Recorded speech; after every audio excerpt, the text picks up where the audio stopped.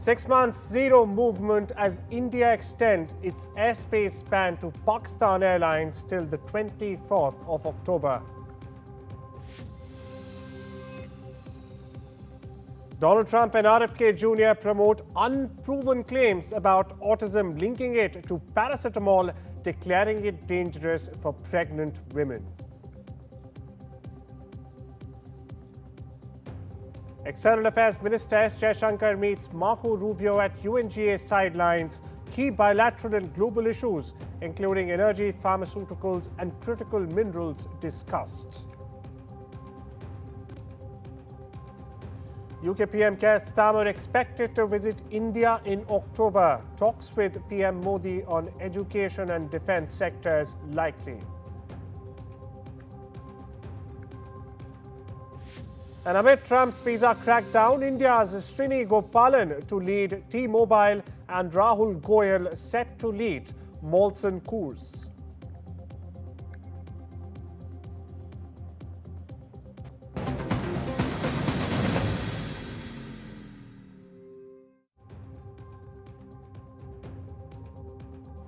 Because New York External Affairs Minister S. Jaishankar has met U.S. Secretary of State Marco Rubio, in fact, on the sidelines of the United Nations General Assembly. Now, the high-stakes meeting comes amid growing tensions over trade tariffs and also the steep visa fee hikes that have, in fact, rattled Indian tech firms.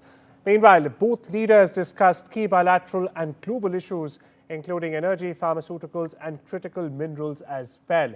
While no public comments were made after the meeting, Jaishankar posted online calling for sustained engagement on priority areas. Commerce Minister Piyush Goyal, meanwhile, is also in the US this week as both sides pushed for a breakthrough in stalled trade talks. Now, the meeting signals a possible reset or a thaw in ties as India and the US work through growing economic and diplomatic friction.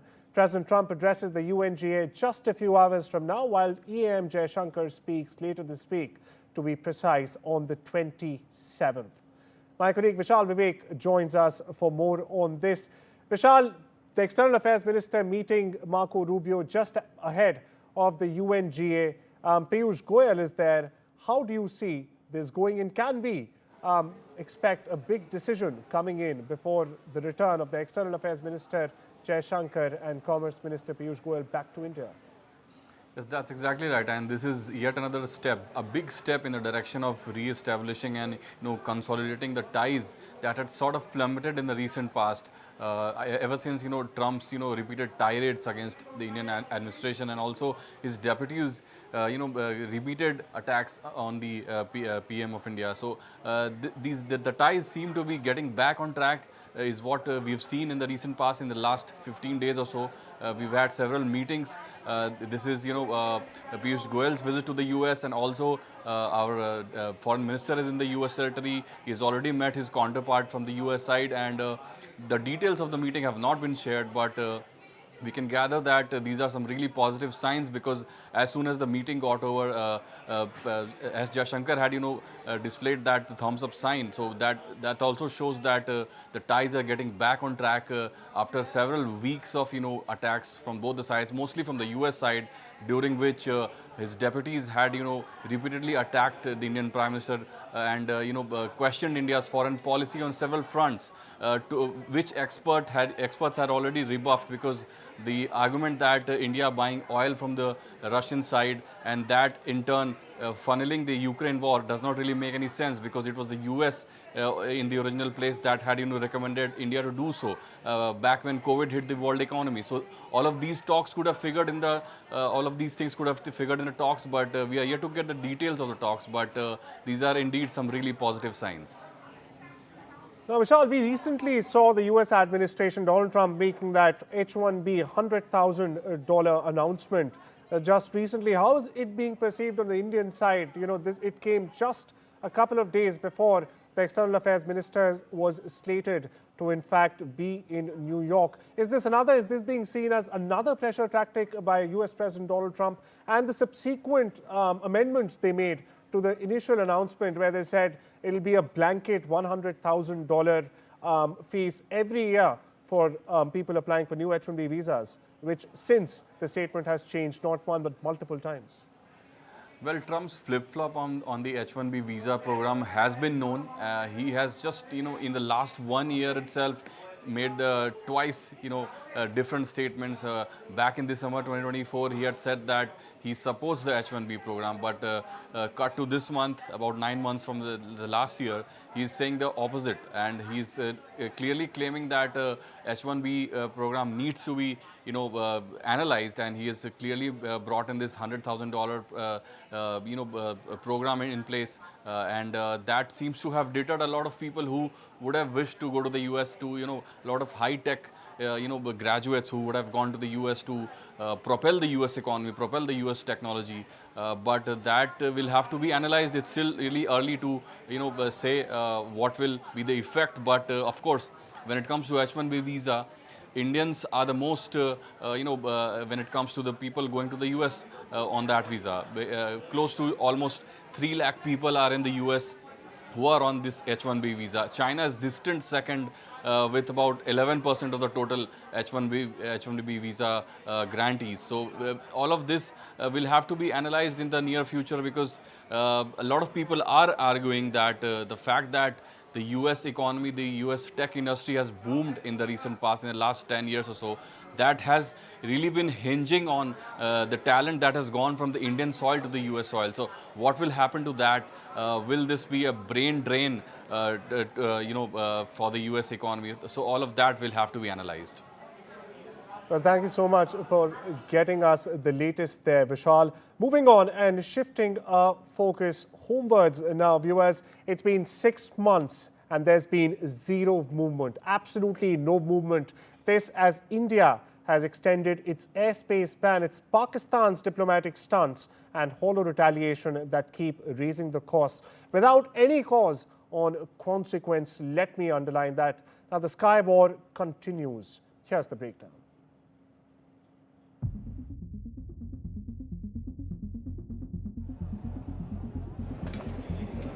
Pakistan shut its skies 6 months ago, not in strength, but in spite. After April's Pahalgam terror attack, Islamabad slammed airspace shut for Indian aircraft. Not a shred of evidence shared, no responsibility whatsoever, just outright denial. This week, the tired game continues. Pakistan extended its airspace ban on the 22nd of September. India replied in kind. But here's the truth. Islamabad has more bark than bite. India's aviation sector is global. It is ever expanding and ever active. Pakistan's grounded and gasping, just like its economy. Only 6 weekly PIA flights to Malaysia used Indian airspace. That's about it. So who's really losing here? Pakistan's ban hurts India operationally, but it hurts Islamabad politically. It shows a country willing to weaponize its airspace for optics while failing to clean up its terror-linked backyard. Yet India hasn't shut its skies to the world. Unlike Pakistan's closed-door posture, Indian airspace remains open to all other international carriers. Meanwhile, Pakistan is stuck playing a petty, performative airspace war it really can't afford and can barely participate in. We shift our focus westwards back to the US, where Donald Trump has ignited yet another controversy. That's correct. Now, in the latest, Trump is under fire after linking a common pain-relieving drug, Tylenol in this case, to autism in unborn children. Now, at a press conference alongside Health Secretary Robert F. Kennedy, Trump said pregnant women should limit or even stop using Tylenol. Now, Trump's claim is not backed by science. That's what we're getting to here. The president called it a historic medical breakthrough nonetheless. And what's more, he's pushing for delayed childhood vaccines and new autism cures. However, experts quickly push back. Meanwhile, listen in to what Donald Trump said. Don't take Tylenol. There's no downside. Don't take it. You'll be uncomfortable. It won't be as easy, maybe, but don't take it. If you're pregnant, don't take Tylenol. the real concern we have is we know that autism and the spectrum disorders are multifaceted. They run in families. There's clearly a genetic component. And so to pin it all on a medication like acetaminophen is just hard to believe. As you see, medical researchers are saying there's no proven link between Tylenol and autism in the US. Additionally, they're also warning that this rhetoric could in fact mislead families and put material health at risk. For more on this, I am joined by Padma Shri awardee and chairman and MD of the Nephron Clinic, Dr. Sanjeev Bagai. Thank you so much for taking out the time and speaking with us. Now, I'll straight away get to the million-dollar question here, Dr. Bagai. Does Donald Trump or do his claims have any sort of medical efficacy or backing, sir? Good afternoon. So let's go straight to the point as far as science is concerned. Autism is now called as autism spectrum disorder because it's a syndromic spread of varying and overlapping symptoms which often can mimic attention deficit disorder or hyperactive disorder or even places like schizophrenia and OCD, that's your obsessive compulsive disorders. Now, this is multifactorial. There is no cause and effect as a linear relationship. There is a very strong family link. There is a familial link. Genetics play a role ranging from 10% going up to 94%. And we have a chromosome link as the short arm of chromosome number 16. There are prenatal drugs, mainly anticonvulsants. There are environmental factors. Air pollution plays a very big role. Plastic pollution plays a very big role. And of course, maternal diabetes during pregnancy and hypertension. What does the science say as far as peer-reviewed literature is concerned? There is a very, very small study of just a handful of children which have shown a doubtful, inconclusive pointer towards autism link with acetaminophen, which is Tylenol. Larger studies, which are really from the Anquist data, in which 2.5 million children have been studied, no association found. The largest study from Japan of 2 lakh children, no link found. There is no link as a meta-analysis of 2018 either with vaccination. There is a SIP control study which has been published in JAMA in 2024 in which they have analyzed 1.86 lakh children, no association found. So acetaminophen has to be prescribed in pregnancy like any other drug in pregnancy with caution, with dose control, only on medical grounds. That's the common advice which is given for any medication during pregnancy. But to single out Tylenol is dangerous, it's premature, it's foolhardy, and it can be risky. So let me explain why it can be risky not taking acetaminophen or paracetamol. The safest drugs amongst all antipyretics, which is fever control medicines, is acetaminophen or paracetamol. Almost 20% of pregnancies have some sort of indication for fever, infection, inflammation. If you don't treat it, the fever itself can cause more harm. The infection itself can cause more harm to the fetus. Like I said, there is no indication of a direct link. This is inconclusive, and it would be very premature to label acetaminophen. The messaging can go wrong. I think the messaging should be science-based. No politician should enter into the medical arena to give advice which is not authentic, not scientific, and not data-backed. Over to you. Dr. Bagai, very, very important point you raised there. The messaging should be scientific. Very, very quickly, Dr. Bagai, how should public health institutions respond to such high-level pseudoscience, if we may call it that? I think these kind of statements should be dismissed straight away. There is no doubt in it. Medical science has to be evidence-based, it has to be research-based, it has to be data-proven.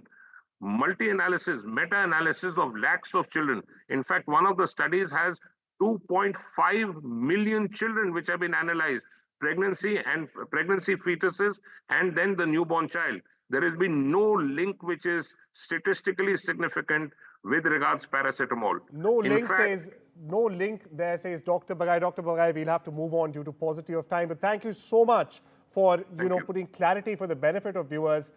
This being such an important story that we're breaking here on India Global this Tuesday. Now, moving on, in a powerful moment on the UN floor, French President Emmanuel Macron has formally recognized the state of Palestine. His words were clear: this is not a reward, it's a right.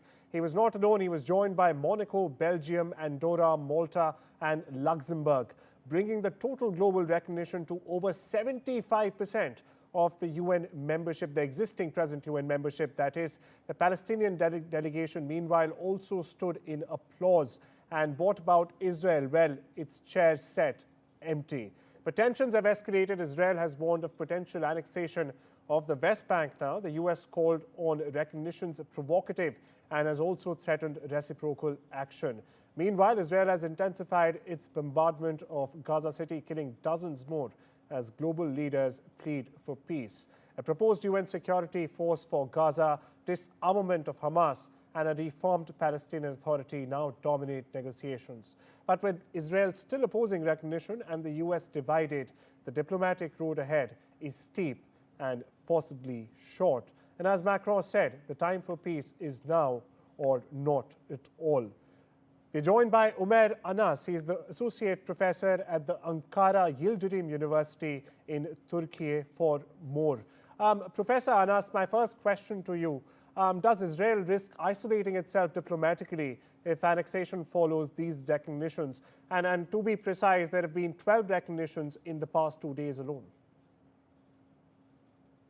We have come to a point where we have seen that the entire Islamic and the Arab world and many of European countries are deeply frustrated of Israeli actions and America's unilateral actions about Israel.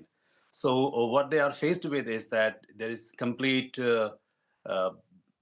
collapse of the idea of two-state solution, which means that Israeli occupation of West Bank is coming, and they are much more convinced now that the Israeli politics in Palestine was never in favor of a Palestinian state, a sustainable Palestinian state. It begs the question, can a reformed Palestinian Authority realistically govern Gaza after Hamas? Because we've not really seen condemnation against Hamas coming in. And the very idea of a reformed Palestinian Authority, how realistic is it?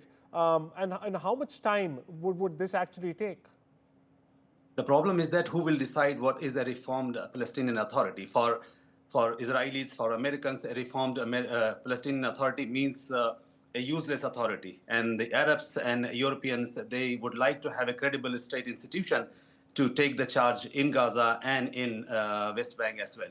So I think that the Israelis have no idea what they are doing. And the kind of anger and frustration which is coming from the Arab world, I think that the region is just very few days or months away from a major conflict. The streets are very angry.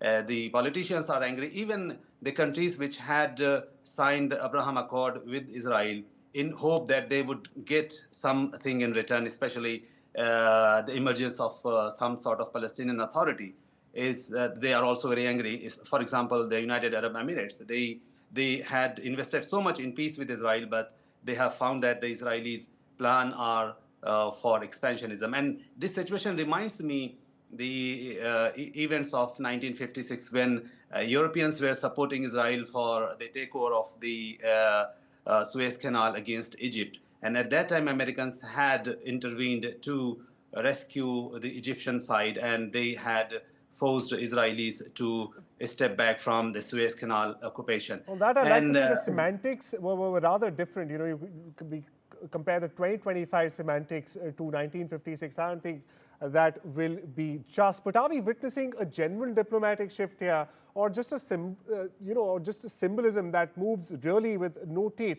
12 countries have, at least 12 countries have recognized Palestinian statehood only in the last 2 days. The total number stands well above 75% at the UN, but nothing seems to come out of it. Is this just symbolism, or will this have real teeth? Very quickly. I think that even if it is a symbolic support, symbolic recognition, it is a big step, very big step, because the European public opinion is now becoming very close, very much in favor of Palestinian state. And I mean, even American public opinion is coming very close to recognize the Palestinian state. So that is a big blow to Israeli expansion. And Israelis are losing the public opinion in most of its allies societies. So that is a big challenge for Netanyahu and his government. A big challenge for Netanyahu. Thank you so much for joining us on this important topic that, of course, we will keep on discussing till a logical conclusion is eventually reached. And with that, it's time we slip into a short break. Much more on the other side. Don't you go anywhere.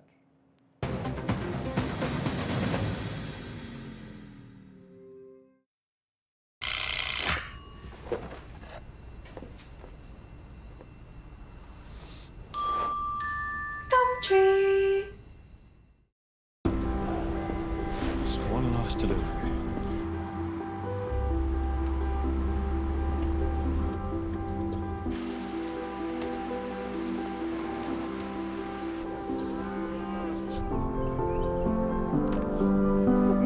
Your coffee. Thank you. Shall we? Same time tomorrow? If you're lucky.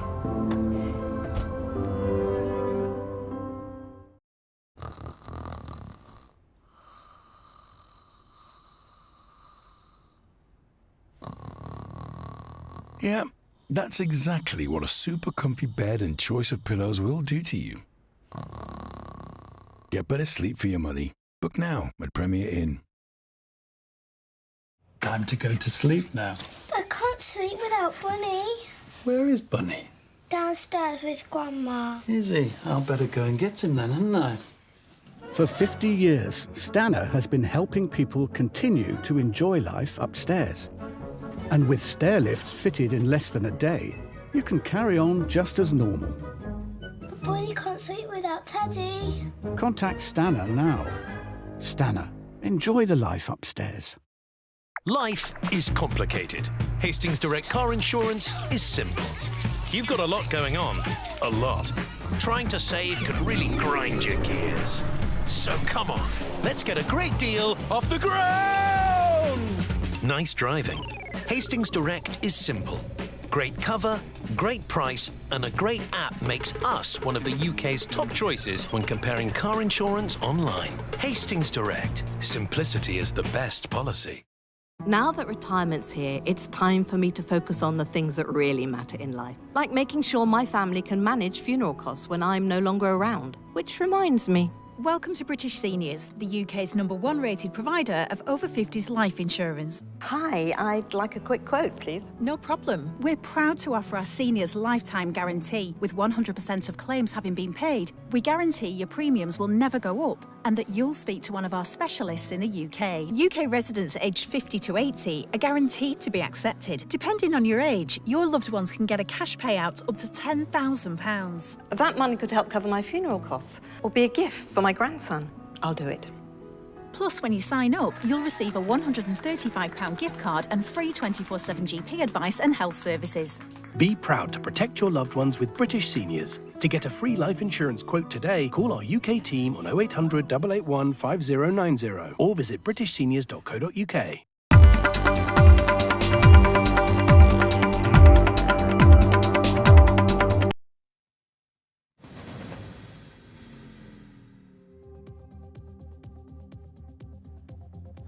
Welcome back to India Global viewers. In a week of visa crackdowns, two Indian origin leaders are heading in the opposite direction. Srini Gopalan at T-Mobile and Rahul Goyal at Molson Coors. Now, these are bold moves that challenge the anti-immigrant narrative, and rightly so, right at the top. We leave you with this very special report. While Washington debates who gets in, US boardrooms are quietly deciding who gets to lead. And this fall, two new names are sending a clear signal. Skill still matters. Srini Gopalan will take over as CEO of T-Mobile, a telecom heavyweight with $81 billion in revenue and 70,000 employees. Gopalan grew up in Delhi, studied at DPS in St. Stephen's, then IIMA, and built his global resume at Airtel, Vodafone, and Deutsche Telekom. And now, he's expected to lead a competitive comeback against Verizon, AT&T, and Comcast. Rahul Goyal also steps up, this time to the top job at Molson Coors, the world's fourth largest brewer. An engineer from Mysuru who moved into business leadership in Denver, Goyal's rise has been long and tedious, but steady.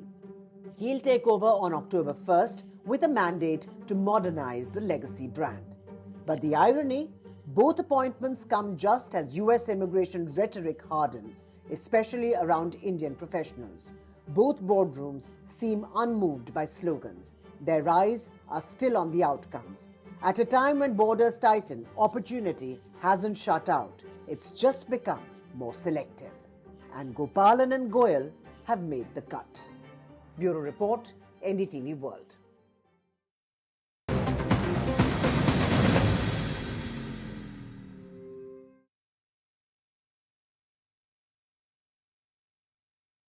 Does your loo roll make you feel good? Who Gives a Crap donates 50% of their profits to good causes. So when nature calls, here's your answer. Add some woo to your loo with feel-good toilet paper. Who Gives a Crap? Don't miss Sharp's half-price end-of-season savings. Get Sharp's bespoke fitted furniture for every room, from living spaces to home offices and bedrooms. Many ranges are now half price, including our must-have Manhattan range. Our exclusive Space Plus system means we won't be beaten on space. Plus, you get our 15-year guarantee for total peace of mind. Don't miss Sharp's half-price end-of-season savings. Book your free home design visit today at sharps.co.uk. In People's Postcode Lottery's October draws, there's a share of £23.2 million to be won. Sign up before midnight on the 30th of September. Yes, I've won £1,000! Play bingo at Tombola for free! There's £100,000 to be won throughout September. Open for fun. I think that there's something that's always there that I just need to uncover. Like, I know I'm gonna get there, but I have to be patient with myself. That's probably the scary part for me. And it's okay, like, if you completely pivot and change.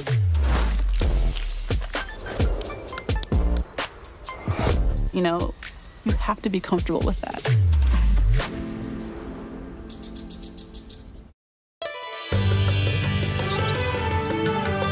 Sometimes it's the little things that remind us of them.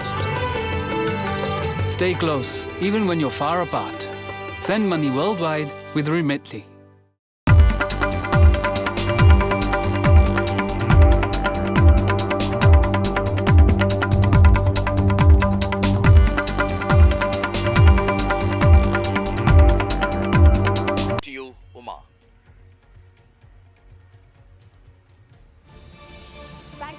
The big breaking news is coming from Kerala, where in fact the Customs Department is conducting raids, we understand, in about 30 different locations, and they are raiding high net worth individuals, people including film stars Dulquer Salmaan and Prithviraj Sukumar as well. The entire episode is said to be codenamed as Numco, which is a Bhutanese word for high-end luxury cars, and this particular scam that the Customs Department seems to be investigating is about the illegal import of high-end luxury cars, and it is said that these cars were being routed via Bhutan as used vehicles and being brought into India, and at Himachal Pradesh they were being re-registered and subsequently being sold for 4 to 5 times the amount at which they were sold in Bhutan. And what we are being told is that these could also be decommissioned vehicles of the Royal Bhutan Army as well, and there are many high-end vehicles in this, and the raids are happening in fact in Thiruvananthapuram, Kochi, Thrissur, Malappuram and other areas as well, as many as 30 different places. What we are being told is that the residences of both Dulquer Salmaan, who is a huge star in Malayalam cinema and of course son of actor Mammootty, and also Prithviraj Sukumar, who also of course comes from a very big film family and himself a huge star in Kerala and elsewhere as well. Both their residences are said to have been raided as well, and the idea is to find out whether these industrialists, film stars, and also the car dealers have the proper documentation for each of these stars. In case they have the documentation, then the probe will not go further. But what is being suspected is that if they do not have the documentation, then the high-end cars are going to be seized by the authorities. And yes, in the next few hours, we should be able to get an official word from the Customs Department on all of this. We are also joined by my colleague from Kerala, if you're able to get him, Ashwin Nandkumar, for more details on this. If we have Ashwin there, would you be able to tell us in how many locations we are having these kind of raids, and how are Prithviraj Sukumaran as well as Dilkar Salman involved, please? Well, Uma, what has essentially happened is that the Customs Department was trying to trace these vehicles which has reached Kerala and other parts of the country. What they are saying, as per some of the customs sources, around 150 vehicles have been illegally brought to India without paying any kind of import duty or any kind of customs duty. They were brought in via road and then re-registered in Himachal Pradesh, brought to Kerala, re-registered again in Kerala. Now, these have been sold at a cost which is almost 5 times more than what these vehicles have been bought. What we get to also pick up from our sources is that, Uma, that this particular vehicles were bought in bulk from the Bhutanese Royal Army. These were vintage, many were vintage vehicles, many were disposed vehicles by the Bhutanese Royal Army, and these were somehow procured by these illegal agents and then brought in an illegal manner and being sold. What we picking up from Kochi is that 2 vehicles which are belonging to Dulkar Salman has been taken by the Customs Department. In fact, the Customs will also give more details about this entire operation. The operation has been code-named Operation Namkor, and what they say is around 20 vehicles have been sold so far in Kerala. They are tracing the whereabouts of the remaining vehicles as well. At least 5 districts in Kerala spanning from Kozhikode, Kannur, Thrissur, Kochi, and Thiruvananthapuram, there has been multiple raids that are ongoing. The prominent one being that of Prithviraj Sukumaran's home as well as Dulkar Salman's home in Kochi.